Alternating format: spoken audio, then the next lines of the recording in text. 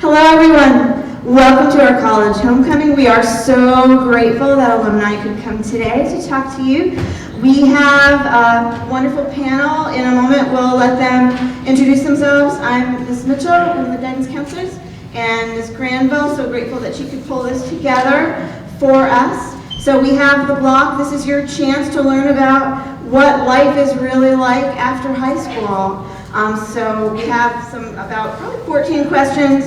And then there will be time at the end for you to ask your questions. We ask for your respectful attention. And I'm just going to turn it over. We'll start off by introductions to our panel. I guess we can start on this side if that's okay. If you could tell us who you are, where you go to school, your major if you've declared one yet, and what year you're in. Hello everyone, my name is Nicole Russo. I'm a little bit, and by a little bit I mean a lot, more removed from graduating Wareham High School than I think my other panel mates are. I graduated from Wareham in 2015. I went to Stonehill College and Suffolk Law School, and here I am.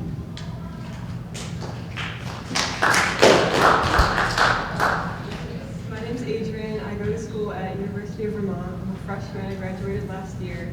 My major is agroecology and landscape design, which I like to think of it as I'm just going to school to be a farmer because I'm not really sure what agroecology means either.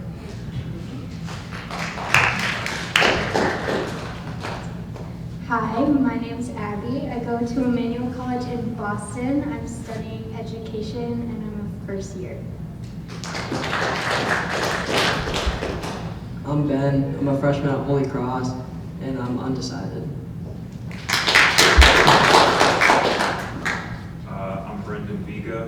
I go to UMass Dartmouth. It's located in Dartmouth. I am also a first year. I'm Kinsey. I go to Bridgewater State University and I'm a secondary education and English major. I aspire to be like Mr. Flynn.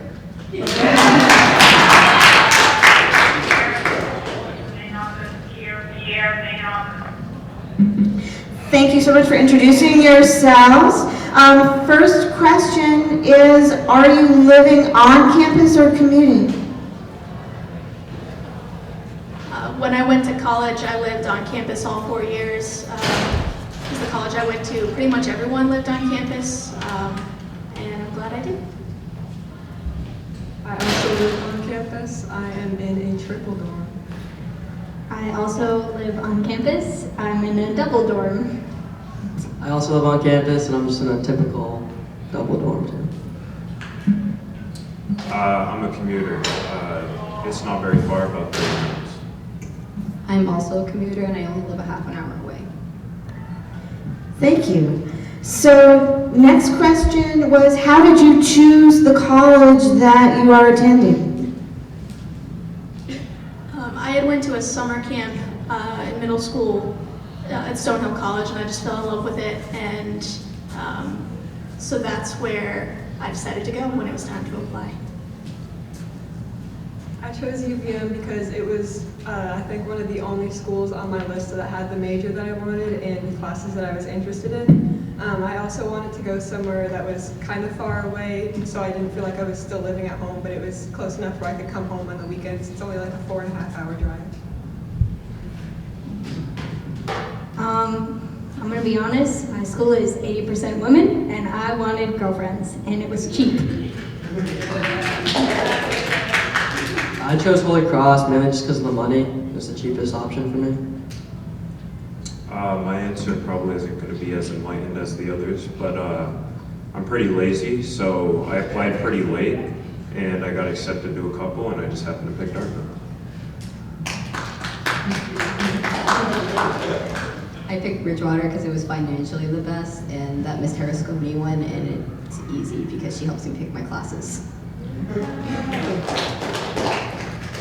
So looking at what you might want to study, if some of you are undecided, but if you've already declared a major, if you care to share kind of what drove that decision. I originally was an accounting major. I hated it. It made me cry every day. I was taking business, calculus, statistics, and accounting like all together, and it wasn't fun. So I changed to originally elementary education, but that was a lot of classes. So now I'm secondary education in English. Because go Flynn. I'm a business major, but I'm actually business undeclared, so I don't have a true major yet. After my sophomore year, I will pick a true major. Like I said, I'm undecided, but I'm thinking about doing math or econ or something. I don't know. So many options, so just keeping my mind open. I'm studying education. I want to be a behavioral analyst, so that is the first step. I'm studying landscape design. I wanted to choose a major based off of my interest, but not something that was a hobby of mine, so I wouldn't lose complete interest in it. It's also a big hands-on major and learning experience, which I really want. I was a criminology major and political science minor because I knew I wanted to go to law school. So everybody's doing some really great, interesting studies and things. Do you feel like your major, or what you're aspiring to, is different from what you thought you wanted in high school? If anybody cares to answer Yes, that. completely different. What's different? Accounting and English are very different, so I'd say that. There you go. Being a business major at UMass Dartmouth, we actually, as first years, don't have many business classes, so I've only had a couple, but I have enjoyed my business classes so far. I didn't really know what I wanted to do when I was in high school, and I still don't, so nothing's really changed, I guess. No, I've always wanted to do education. I originally wanted to go to school for art, but realized that I would probably be very bored with art, and it probably would not get me anywhere after college. So now I'm in landscape design. No, it didn't change for me. I knew in high school that I wanted to go to law school, so it stayed the same throughout. Thank you. So, next question.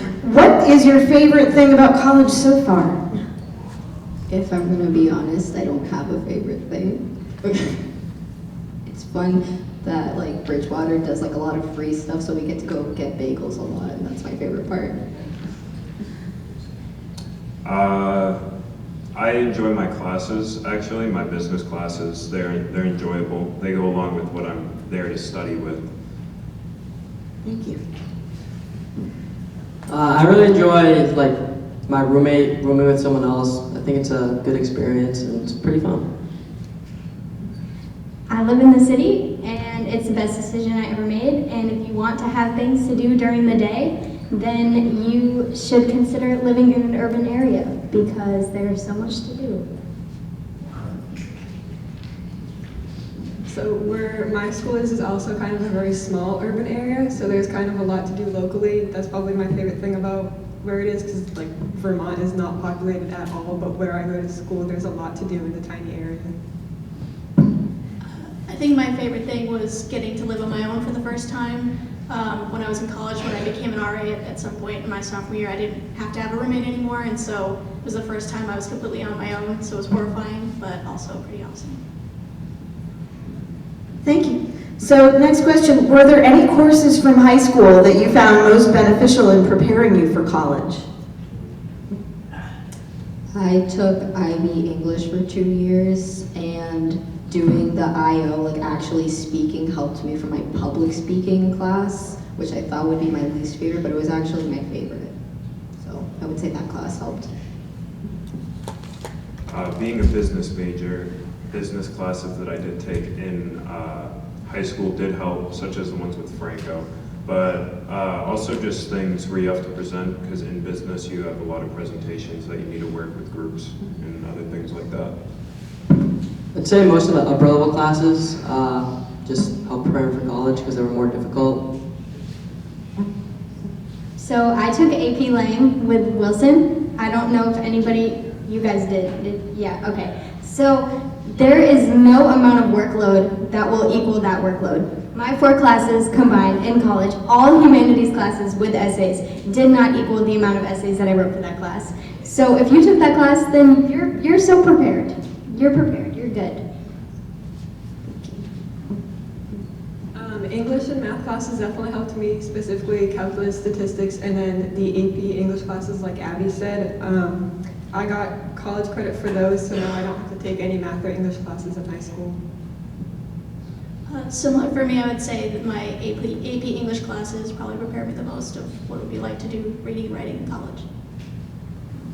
Thank you. So this next question is about any regrets. Do you have any regrets from high school that you wish you could change?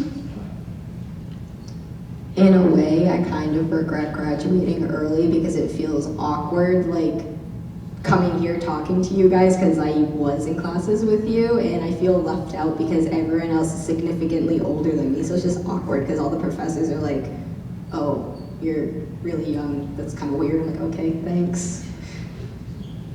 Thank you. No regrets. No regrets. I didn't take Spanish 3, and I'm kicking myself. Well, because now I have to take a whole year of Spanish.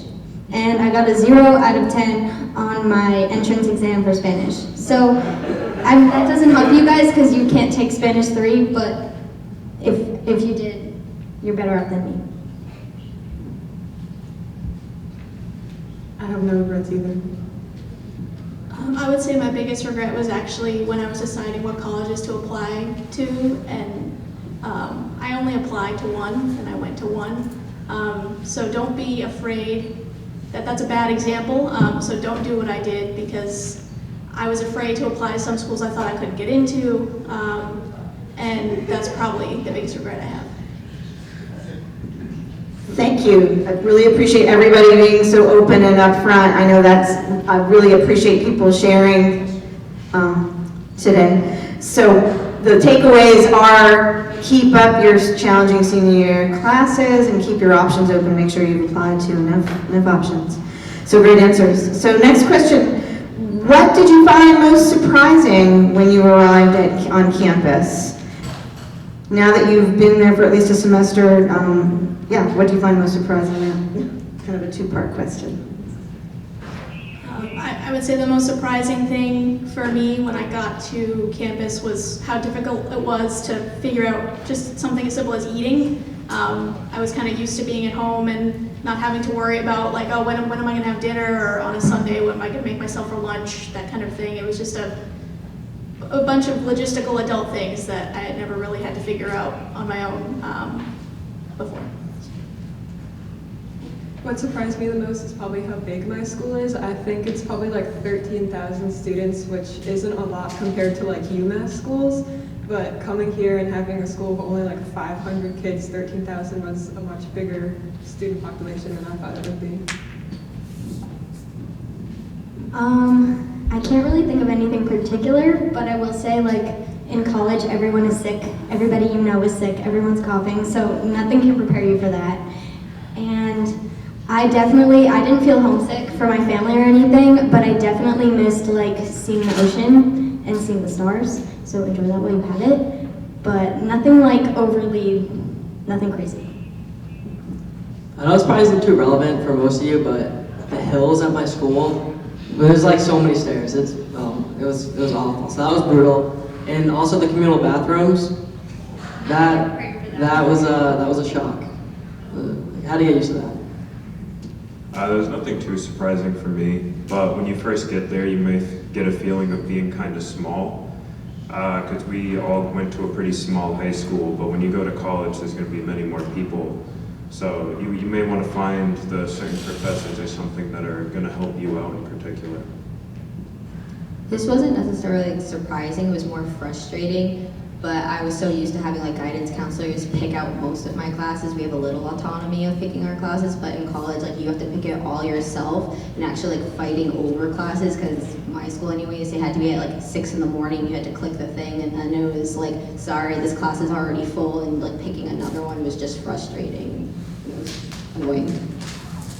Thank you. So some of you touched on this a little bit already, but what differences have you noticed from high school courses to college courses, and how did you adjust to those? I would say not having homework, but at the same time needing to do a lot in order to pass exams.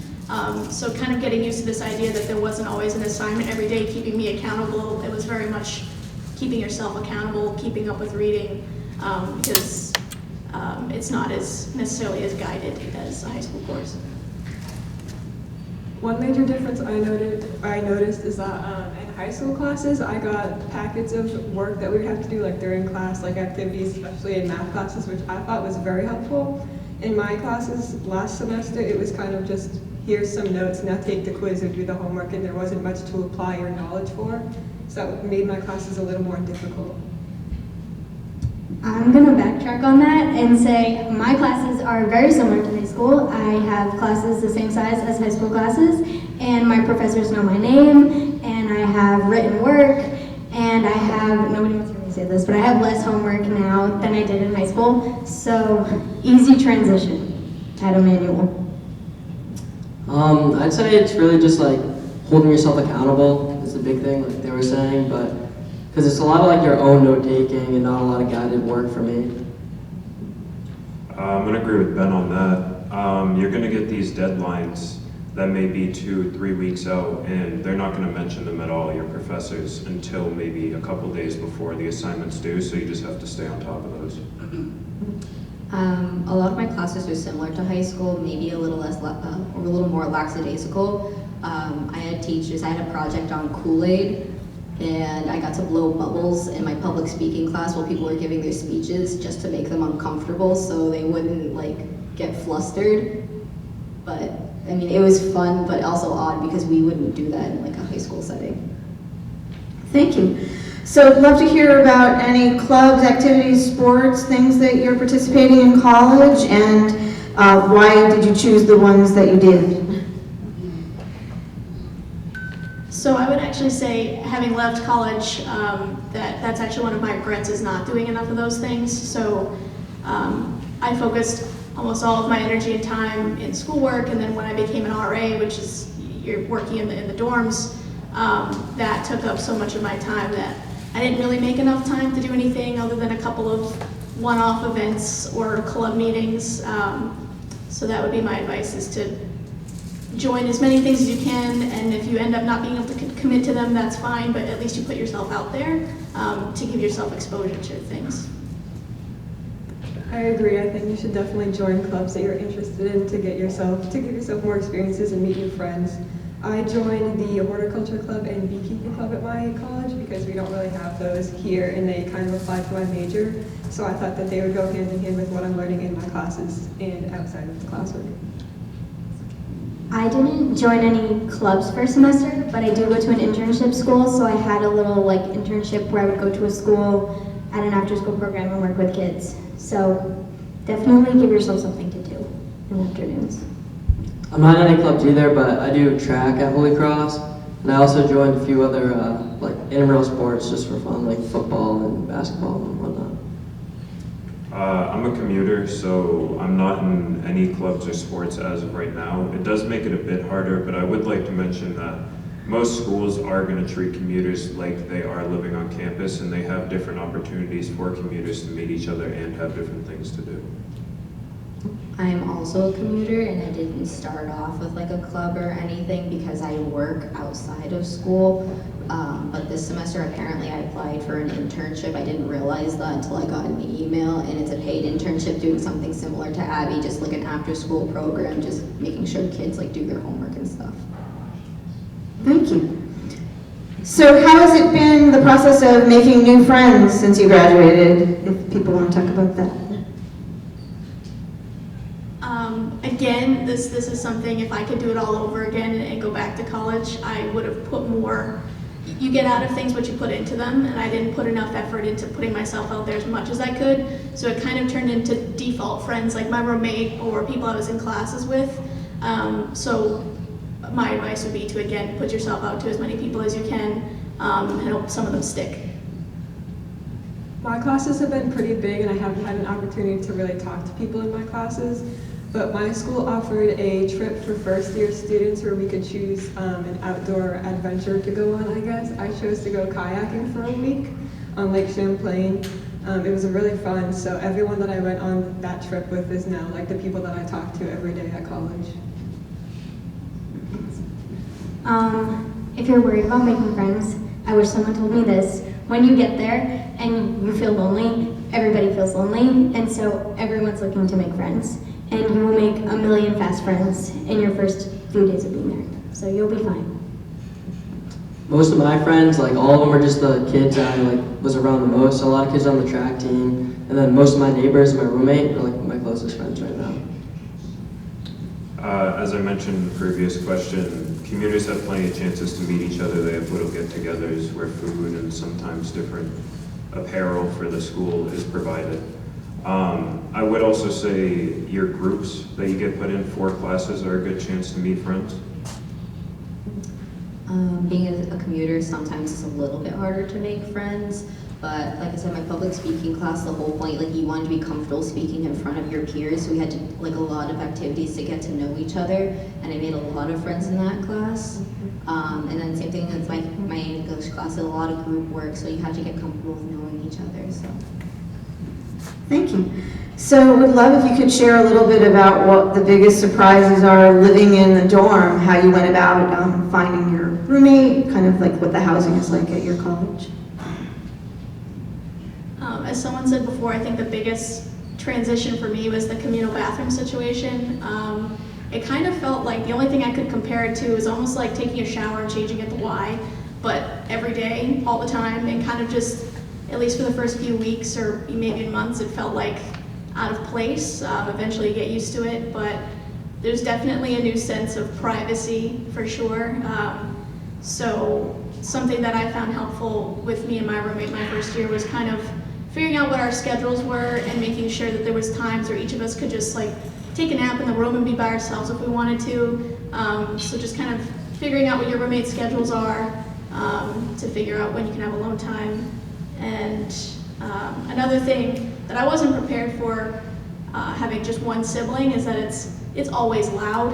And maybe that sometimes it's a great thing because there's always something going on, but you try to take a nap at 2 p.m. on a Tuesday and there's just a party going on above you. So just be prepared for noise.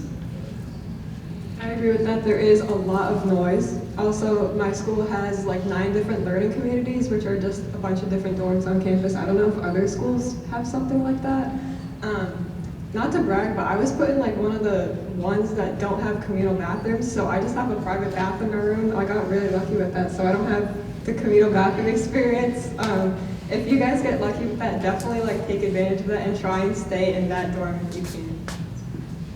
Thank you so much. And again, on the council, I started out, I was in a forced triple. I was at NYU. We did have a private bathroom, but if you're not happy somewhere, gosh forbid, again, work with the supports there. If you have a roommate that you're not getting along with, see your RA. You want to be as happy as possible. So thank you for sharing dorm tips. One, would love to know how you manage your classes with the workload and what your schedule is like. You have a different schedule each day, kind of very different from being in high school, having that 7:40 to 2:10. If you want to share a little bit about what kind of schedule you're keeping and how you manage it. I have a very small workload, and I worked very hard to make sure that I had a schedule in which I was done by noon and have no classes on Friday and no 8 a.m.s. So time management is not an issue. I mean, I got a pretty good schedule too. I picked all my classes, so I'd have to wake up 10 a.m. the latest. I mean, awesome. So much better than high school, sleep in. And I mean, the workload's you got enough days of the week, enough hours, you manage your time right, you can get it all done. There's plenty of time to get your work done. You don't have to worry about that. You're always going to have time to do your work, whether it's on campus or if you're dorming in your dorm room. I strategically planned my classes so I have an hour in between or 2 hours. So I just did my work in there. I did end up being placed in higher level classes just because of AP and IB classes. So I had to write a lot of essays around being 8 pages each. but they give you like a really good template, and if you just follow that template, you can just kind of like bang it out in those breaks that you have in between, because I didn't like doing work at home. Thank you. I agree with that. You will have a lot of time between classes to get your work done. All of my assignments, when they were assigned during the week, they were due the next Sunday, so I had the entire week to do them. How I managed that is I put all of my classes on the calendar on my phone, and then I also had a whiteboard calendar on my desk and wrote down when everything was due on that. So every time I sat at my desk, I would just check off when I finished an assignment, and that really helped me manage everything. Yeah, I would say the most difficult thing to adjust to was having, I remember my first year I had an 8 a.m. class, and then for some reason I had a 6 to 9 class at night, and nothing in between, which was great because I could do work, but sometimes I didn't know what to do with myself. I would say the best thing I did when I started to be able to schedule things more was having at least one day, if not two, where I had absolutely no classes. So I knew worst case scenario, if things got busy, I had 2 days to do anything I needed to do. Thank you so much. So it sounds like it's about prioritizing, maintaining your calendar and a schedule, and having that structure. I would also say that at college, professors have office hours, if you would say that's true, similar to like taking advantage to get that extra help when you need it. Just a tip to think about. Final question, prepared question that we have before we open it up is, are you juggling working, a job, and going to class? And if so, how are you balancing that schedule? Yeah, I worked all throughout college and law school, and I will say that probably was part of what contributed to me not, say, joining clubs or putting myself out there as much. So on the one hand, I kind of regret it, but on the other hand, you know, you have to eat, you have to do what you have to do. So if you're in a situation where you need to work and put yourself through college or what have you, it's possible, people do it, and it sucks, but just know that you're probably not the only one around you doing it. So there's some camaraderie in that when there's other people in the class that maybe have to go to work after instead of just hanging around. I've had kind of a hard time finding jobs, at least ones that I am eligible for, because a lot of the jobs on campus require you to be in a certain college or like group of the college, which is weird. So I've had a lot of time to manage my classes just because I haven't been able to get a job yet, but I have applied over break, so I'm just waiting to find out. The jobs are competitive. That is, like, the front desk jobs are the best jobs because you can sit there and you can do your homework, or you can like play on your phone and you just get paid to sit there. So if you can snag one of those jobs where you're just sitting at the front desk of the gym and like hitting the button to open the door, that is as good as it gets. I don't have a job. I should. Like, I need money. But I mean, it's like I don't have the room time in my schedule, and I don't feel like trying to figure it out to balance it all right now. So I'm just not gonna get one this semester. I also don't have a job right now. I came into the first semester not wanting a job, so I could get accustomed to the new schedule and the new college life. I probably am going to look for a job coming into this second semester now that I know what I'm looking for. So I just kept my job that I had throughout high school. It worked with my schedule. They were pretty flexible. My college schedule is pretty flexible. It's nice because I get to see like regular customers. Like I see Marion and Salim's mom a lot, and I see Ben's dad a lot. And so it's just nice to have conversations with them. But I don't work on campus, but I now have like an internship with them at Bridgewater. Thank you. And then I would love to ask any tips on sort of, advice on the financial aid piece, scholarships, what that's been like, things that you think would be good for seniors to make sure they know about and do. So one thing that I would sort of recommend is looking back, there were schools that I assumed wouldn't give me very much money, whether it was because they were very expensive, private schools, what have you, but and this I'm more so experienced in law school because I applied to more places, but some of those more expensive schools gave me a lot more money than the state schools did, enough to even out the price differential. So just don't go into it with an expectation that prevents you from applying somewhere because you don't know what they're going to give you. Yeah, the college that you apply to will likely give you a scholarship. I think like any college that you get into will give you a scholarship, but you should still take advantage of the ones that the guidance counselor, the guidance office here gives you, especially if you go to a school that's out of state because it'll be more expensive. If you want to go somewhere and it's too expensive, tell them, call them, tell them, say, this school offered me this amount, can you price match? Can you bring the number down? Because my school, which I didn't know, is a price matching school. I have a friend, they matched her out of state, she's from Connecticut, Yukon price of 20 grand. She pays 20 grand to go to my school, which is about 10 grand less than I pay. So ask them to price match it, see if they can meet you in the middle. They probably will. Yeah, I mean, you gotta be your own, like, salesperson, right? I mean, Advocate. yeah, you gotta advocate for yourself. And, you know, it's your money, you're paying, so be smart with it. Also apply for as many scholarships as you can. I mean, it's free money, especially go to guidance, they'll help you with that. And, you know, just try and go to school for the least amount of money you can. So Brendan doesn't feel like talking on this topic, but that's okay. Definitely apply for scholarships here. Talk to your guidance counselors. Miss Granville was super helpful. My situation's a little different. I pay for it all myself, and but definitely look into, like, ask your college, and also if you get your bill, automatically appeal it. They will take money down no matter what. Just send in a letter immediately when you get your bill and just say, like, I need this appealed, and they'll give you something.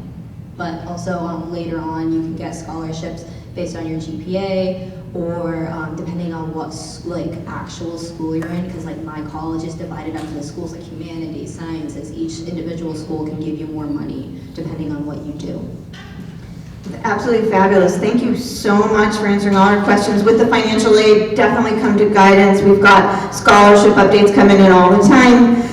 We're going to do a financial aid workshop for Ms. Granville, and I have that planned for early February. So definitely with your colleges, be vocal, ask for more, make sure your papers are filed on time.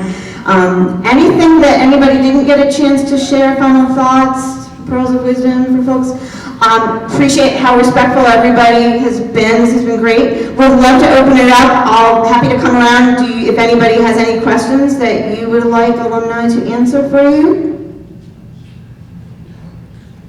No questions at all? Yes. Are any of you in the honors program at your school, or did you look into it, and would you recommend it? So I got into the honors programs at all the schools I applied to except for one. And I got into the honors program at my school and said no. And that's not what anybody wants to hear. But if you look into it, if they offer you an honors dorm, if they offer you earlier access to classes, if they offer you certain internships you don't have access to, look into it. Mine was just an extra course, just to say they are in the honors program. That's not worth my time, that's not worth my money. Certain schools, if they're going to give you a nice dorm and better internships and priority for classes and a scholarship, 100% do it. Just make sure it's worth it. My school also, I was accepted into the honors program. It just didn't interest me. You do get to pick your classes, like with the seniors. If you're a freshman, you get a nicer dorm. You get a lot of extra stuff, but I honestly just didn't want to take extra classes. Some of them are only like 1 credit classes. You only have to go once a week. Other are 3 credits. And it's a lot in Massachusetts are broken up into Commonwealth honors. You do your first 2 years, and then you'll go into a different kind of honors program, which is specifically tailored for your major, which is like usually a lot of research. But you can usually pick one or the other also. Thank you. Other questions? Yes. So I heard that like Ms. Sharp was telling me about this thing in UMass Dartmouth called the College of Visual and Performing Arts, which is like a thing for like animators or game designers. Is there anything else like that in other colleges?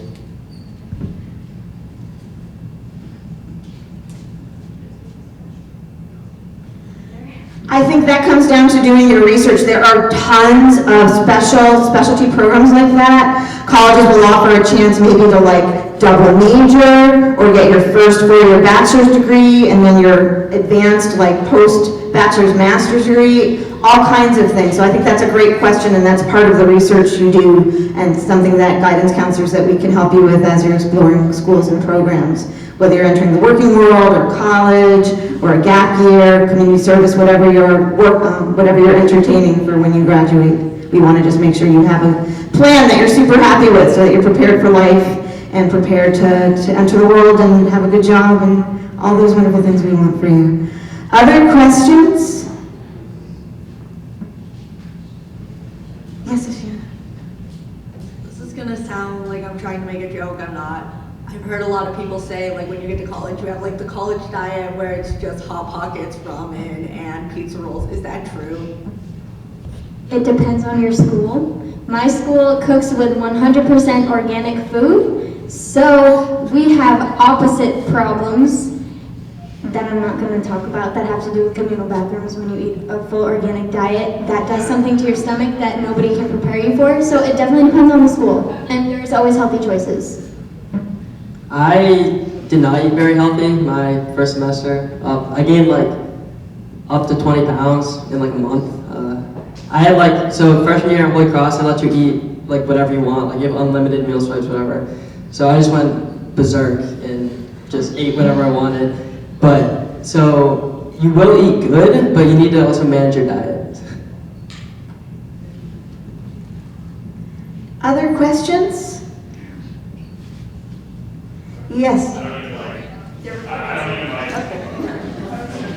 Oh, unless Christian's filming, then need a mic. Christian is filming. Alright, so I guess I'll need a mic. I'll change my cafeteria voice. This is for all of the alumni on the stage. Could you please raise your hand if you applied for local scholarships here at the high school? Could you please keep your hand up if you received money from those scholarships? Okay, so close to, we'll call it 83%. Would you encourage the seniors seated here that are all anticipating going to college to apply for those scholarships? Yes. Yes. Everyone's raising their hand and everyone says yes, so just be cognizant of that. The scholarship season is coming up on us, so please, this is probably traditionally, if we had 85, 90% of the students that apply receive a scholarship, that's pretty good odds. Thank you. So yeah, again, coming down to guidance, we have scholarship information. Those applications will be due, I believe, early April, and there's a workshop coming up, so again, early February, there'll be an advisory. We're going to make sure you know everything you need to know. If any families need help, if you need help with financial aid, we can connect you to resources to get help filling out those forms. Definitely don't miss out on opportunities. Yes? Did you guys apply test optional?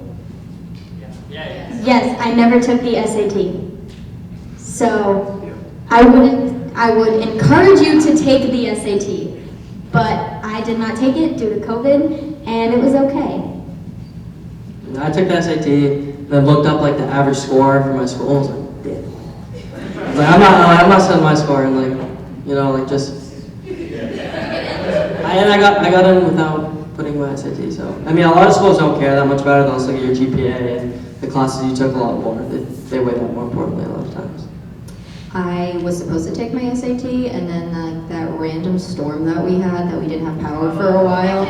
It canceled my SAT, and then I just never felt like rescheduling it. But I encourage you to take your SAT if you want to go to a competitive school. That's like one of the biggest reasons that I didn't, I applied to BC, BU, Northeastern, and a lot of them are super competitive, and most of the people took their SATs anyways. And so you're kind of singled out, but you do get scholarships too if you do your SATs. You get scholarships through the school. So again, test optional, not test optional, that's really about working with your guidance counselor to figure out optimizing your application. So definitely ask us those questions one-on-one. Test optional doesn't mean if you don't send them, again, you're not going to be judged on that factor. If your scores are strong and meet or exceed what the school is looking for, I would advise to send them. Sometimes they'll look at those for scholarships. You're a whole person, you're not defined just by a test score. It's working hard, it's all the things you bring to the table. So you should be proud, very, very proud of yourselves. Do we have other questions?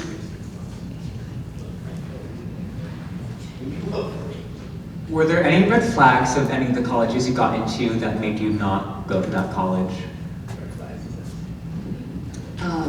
I'm gonna start with Tufts.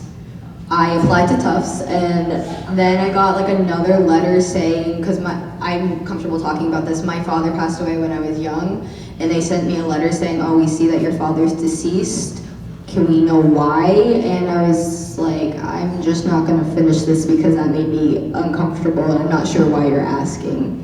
So that one made me was like, I'm not gonna finish my application to Tufts. Like that, like the second part. Thank you.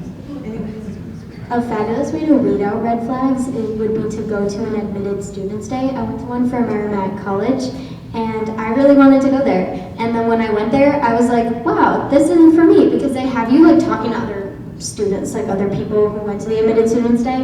And I was like, maybe like this campus isn't the campus that I want. So that's a great way to just be like, oh, maybe I don't envision myself there. And those are free. And if your school that you're applying to is local, those are easy to go to. Oh yeah, I brought my mom because, you know, if you know anything about me, I'm a terrible driver, and Merrimack College is located in Andover, which is an hour and a half away through Boston. So my mommy went with me. And a big part about the admitted students day is they split up like the kids and the parents, and then the parents get to talk to the school about financial aid and stuff. And so you kind of need your mommy for that. And other people's mommies are really funny at those because they ask the most useless questions, and it's really funny. So definitely bring your parents because it helps them too, and go to your admitted students days. Can I just talk about this? I actually was there in Merrimack actually last year. And one thing I want to say about the admitted students day, because my daughter was there, actually 2 years ago, excuse me. So it gives you an opportunity as well to eat in the cafeteria and to kind of taste the food. Someone mentioned food earlier, and I thought that was a good opportunity to kind of see what the cafeteria is all about. So to that point, beyond going and touring the campus, when they have the admitted students days, and usually they have 2, 3, sometimes 4, depending on the size of the school, I strongly encourage you to go there, because this is probably one of the biggest decisions you're all going to make in your lives as far as up to this point. And what's really cool is it seems like everyone on stage is really confident and comfortable in the choice you made as far as where you're going. And that's important because this is a big there's a financial cost to this, so you really want to make the right decision so you're not going for 4.5 years. Or as I used to tell my father, I want to do the 5-year plan. That didn't work out. I had to get done in 4 years financially, but I really wanted to stay in college for 5 years. So, you know, make sure you go to those days because you get a real flavor, no pun intended, to the campus, and it's a great experience to meet students that are very much like-minded with you, and you really get a feel for it. And you want to do that for multiple schools. It's kind of like buying a car. You don't buy the first car, you test drive. So it's very important to get out there and see the schools, and those are usually done in the spring, so you've got plenty of time. So don't worry. All right, thank you. Yeah, May 1st is the common reply date, so at that point, you would want to be making a deposit on your program of choice. And again, guidance counseling, some of you will hear back about if you're on a wait list, meaning a college liked a student but they didn't have enough room. Sometimes schools will go to a wait list, but you'll want to deposit at the school. That's like your next best option. But definitely the financial aid, the admissions, meeting your deadlines. It's like finding a prom dress or buying a pair of sneakers. You want that to be the right fit. I've stopped using the word dream school. Hopefully there'll be several programs that meet your needs and meet your budget. So you want to have those candid conversations at home, and making sure that you have a good plan and letting guidance let us know how we can help. Any final questions? Can I ask one last one? Yes, sir. This will be my last one. I ask it every year. So for the alumni, this is my favorite question to ask, and I appreciate the feedback. So you're all doing well in college, obviously you're here, and we appreciate you being here and giving up a little bit of your time. My question to, if everyone could answer this, you've had a successful transition into, some of you freshmen, some of you graduate school, and you've had that successful transition. So going back to first semester freshman year, which might just be last semester for some of you, most of you, what would you say was the course that if you could narrow it down to one course, what was the most important course that you took here that you felt allowed for an easier transition, if you can narrow it down to one? Was there a course or a teacher or program that you felt really helped in having that successful transition to college?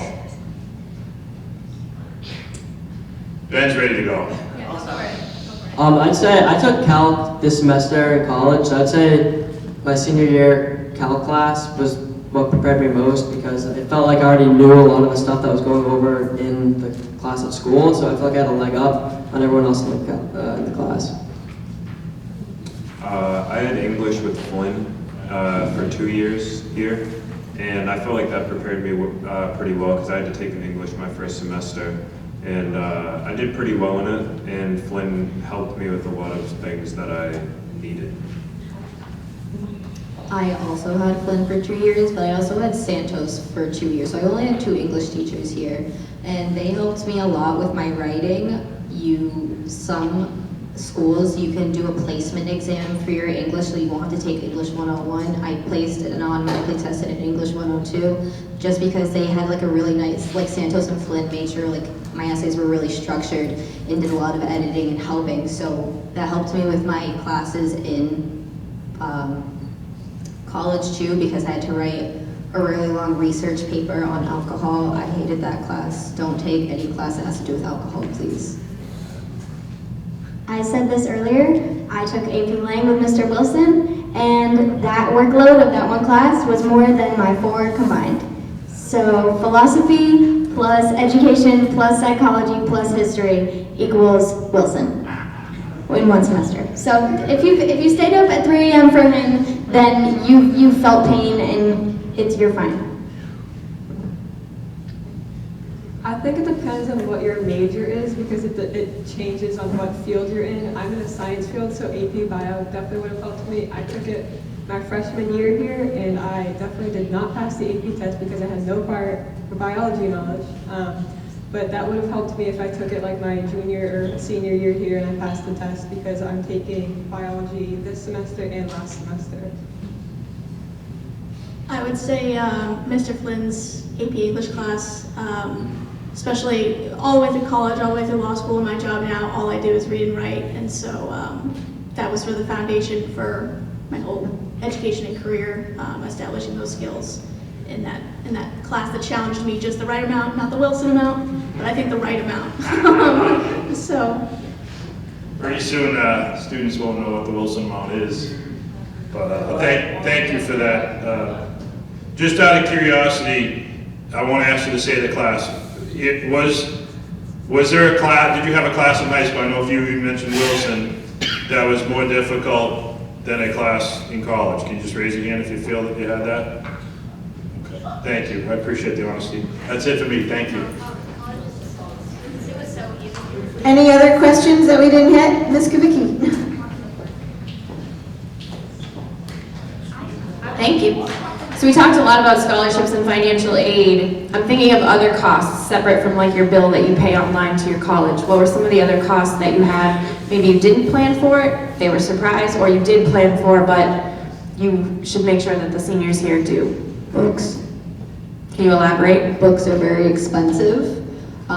If you get financial aid, a lot of schools, what you can do is use that financial aid money. You have to do it separately, but use that financial aid money for your books. You have to like go through like this weird process, but books are very expensive. I'd say like one of my books was like $180 and it was annoying. And sometimes you can't sell them back, so you just get stuck with a book you might never use again. For my classes, I kind of like weaseled my way through books. Like I only bought one and then I didn't really use it. I mean, you can use other kids in class, you can use like websites that have them, or most of the teachers will have like school copies or the library copies you can go, so there's a way around those costs, you just need to be like pretty particular about it. Definitely like the day-to-day spending money, especially if you end up going to school in the city. The city is expensive and everything costs money, and also actually total segue, Uber Eats is very expensive. Don't waste your money on Uber Eats, treat yourself. Don't make it a regular habit, because I have seen some people lose hundreds and hundreds of dollars to Uber Eats in college. commuter, I would definitely say gas. If you're planning on commuting, you need to plan to pay for gas. Weekly, I spend lots of money on gas because you're driving back and forth from school every single day. Especially as a freshman, you're probably going to have a class every day. So you're going to be driving back and forth, and then you're going to want to do things on the weekend. So definitely gas. Besides textbooks, some classes may also have like an online course that you need to pay for. My bio class, I needed to pay for an online program to do our homework, and then we needed to pay for this remote thing that was called iClicker. It was like for participation points in class. I think a lot of classes use that. I don't know if other schools have that, but a lot of courses at my school have it. So, and that was like $50 just for 3 buttons. So, I don't know. Yeah, I would say books were the biggest expense, although something that I did that I recommend doing is, especially if there's a book that's $200, $300, hundreds of dollars for a book, you can talk to the professor even before the semester starts, email them, say, hey, there's an older edition of the book, is this something I could use? And a lot of the time they'll say, yeah, it's no different. And so you can try to communicate with whether it's your classmates or your professor about finding older versions of the book. And then something else I wasn't expecting, believe it or not, were expensive clothes, like clothes that just because my major and going to grad school, interning, whatever, I had to all of a sudden own like suits. So I would say that was probably the biggest expense because I show up to high school in sweatpants every day. So yeah. I don't know if any of you guys are doing sports in college too, but there's a few expenses with that. Just getting like NCAA registered costs money. A lot of the gear that you need to get sometimes, like if the school doesn't supply it, will cost money too. If you are in like art classes or a lab class, it'll say like when you register for classes, art class, pottery class, fee $200 because you're paying for like the paint and the clay, or if you're doing a lab class, you have to buy your goggles and your lab coat and your lab materials. So that stuff will totally sneak up on you out of nowhere. Parking passes are very, very overpriced. And a lot of the parking lots at school, whether you're commuting or even actually dorming, are so full. And if you park in the wrong spot, you're gonna get ticketed within like 5 minutes. Like parking passes, I think mine was like $300. And a lot of schools do it per semester. So you're paying like $600 for the whole year. And like half the time you can't get a parking spot where you want it. And you have to walk like really far. Some solid advice. Thank you guys. Question? What's one thing you like bought before you went to college or brought with you that, I don't know, proved the most valuable? Yeah, that you couldn't live without.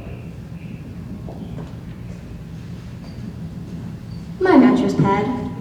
If you want to purchase my mattress pad, Ben also has the same mattress pad. You can find me on social media and I will send you the link. It was $80. It was the best $80 I've ever spent in my life. Invest in yourself. Your first semester is probably 80 days. That's $1 a day to sleep like a baby. My friend who lives next door, her name is Josie. She doesn't have a mattress pad. She has a mattress cover. Don't buy that by accident. A mattress cover is like holds the mattress topper onto the mattress. It does nothing. It's a glorified sheet. Buy a mattress pad. Invest in your sleep. Invest in yourself. Definitely a mini fridge. That helps me a lot because now I don't have to go to the dining hall like 4 times a day. If I want a snack, I can just get it out of my fridge. Do not get the ones with the little freezer built in because those don't work. A bunch of ice just builds up on it and then it'll melt into your fridge. So get a mini fridge, and if you want ice cream, just invest in a mini freezer. Another thing, I have an ice machine. My ice machine was $150. Every 6 minutes, it drops 9 ice cubes. It makes 28 pounds of ice in one day. It's a whirlpool. If you would like the link to my ice machine, you can also hit me up. My roommate bought it, and I'm not going to be living with her next year, and I will be purchasing one this summer. I'll send you the link. You guys will have the link.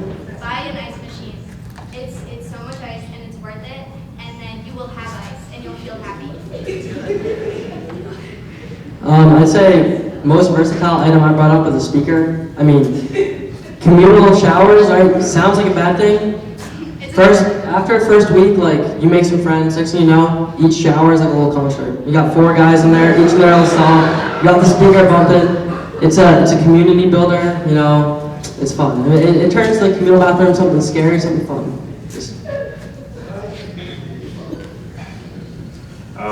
sound pretty obvious, but living in New England, just a nice jacket, one that you can wear in any weather. I'd say nice shoes, but I do work at a shoe store, so I'm kind of biased. But you're gonna do a ton of walking, so buying nice sneakers and then nice boots and then probably like a jacket and an umbrella because like I have to like walk 20 minutes to each of my classes, so there's a lot of rain and it's annoying. So buy nice clothing, shoes. For me, it was probably a really good pair of headphones because I just use them all the time, walking to class, in my room if I wanted to just kind of zone out, be alone, whatever. So I would say I used headphones probably majority of the time when I was in college. Also, earplugs, because like we said, it's very loud. If you like peace and quiet like me and you're used to a quiet environment, definitely invest in earplugs or maybe AirPods that have noise canceling, and that'll help you out a lot. Thank you. I'm gonna go right out and get one of those mattress, and a nice ice maker. We have a few final questions. I would go like the opposite of that. What was the most useless thing that you brought to campus?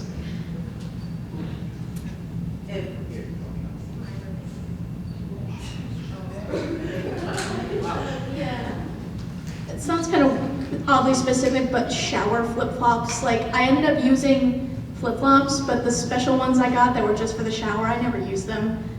So I just used like the $1 Old Navy flip-flops because they were cheaper. So those were something, a lot of the stuff that you'd find in like the college section at Target that like looks really great. I spent a lot of money on a lot of that stuff and didn't use hardly any of it. So just, there's also nothing wrong with going there, getting the bare essentials and kind of living your first week or a few days and thinking, what is it that I'm missing? What is it that I feel like I need right now? Instead of bringing a whole bunch of stuff that your parents have to carry all the way up those stairs into the dorm that first day. So just kind of being thoughtful about what you want to bring and how you want to clutter your space. Maybe, shower shoes. Crocs make a brand of slides, and I have Croc slides, and everybody in college has Croc slides, and everybody has a different color, so that's always fun. You know who's in the shower by the color of the Crocs.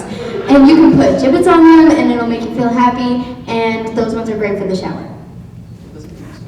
No, but I was just trying to provide some advice. I don't know, I feel like I underpacked when I went to school, so I don't really know.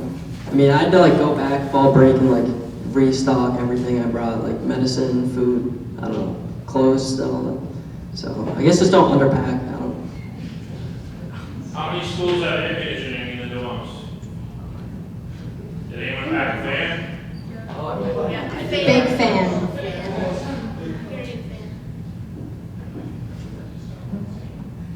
So I didn't pack a fan, and my heater broke, and I don't have like AC. So my room was like 100 degrees the first like month, and I thought that was normal. So I didn't like tell my RA anything. Then me and my roommate were like, well, we should like just talk to someone, and we did, and then it got fixed. But bring a fan, because I didn't have a fan. I literally could not sleep the first like 3 weeks of school. It was bad. It was like sweating up. You don't need 5 phone charging cords. I don't know why nobody told me that. Why did I bring all of them? I don't know. I used to have 2 in my car, now I have none. I have 5 charging cords at school and I have 1 iPhone. So maybe like don't pack it. If you're only gonna use one, you only need one. You know what I mean? Also useless, metal forks, okay? I understand that it is good for the environment, but we have to draw the line somewhere, so you have to buy the compostable forks so you can feel good about yourself, but you need to buy something disposable because you won't wash them, and then the pesto from your pesto pasta will get greasy on your metal forks, and that's just gross. So totally useless. I don't wash them. I'm a big metal fork guy. Just not to play devil's advocate, but like the communal bathrooms, like I don't know, 5 steps away from my dorm, so I can just go wash them like, in the communal sink. It's great. I mean, I'm a big communal bathroom lover, so I mean, I say you bring silverware, cups, just in case. You know, you never know when you're gonna want to drink water and you can't find your water bottle or something. I don't know. You don't need 5 mugs. There's one you. You don't need 5 mugs. I have 5 mugs in my room. So, and I also have like 5 pencils. So I have like 1 pencil in each mug. You don't need 5 mugs. You only need 1. Be a minimalist. Yeah, I also have too many mugs because there's so many events on campus that just give you mugs, and I just keep taking them, and now I have like 4 mugs at home, and I still have 3 more in my dorm room waiting for me on Sunday. As someone who, most of you or all of you are freshmen, so you haven't had to do the full move out at the end of a year, think about when you're putting something in your room or bringing something that you will be carrying it or throwing it away at the end of the year. So I wish, looking back at some stuff that I had brought, I had thought about the fact that I'm going to have to bring it home and figure out where it's going to fit in the car. So just thinking forward whenever you're bringing something into the dorm room. Thank you. Any final questions? Good to go? Yeah, we're going to have a reception in the library to say hi to teachers. If we could give a big round of applause for all our wonderful panel. We wish you a wonderful rest of the year, and we hope we see you often. And we hope, seniors, when you graduate, that you'll come back and share the stage next year. Ms. Granville says so, so now you have to. Thank you all so much.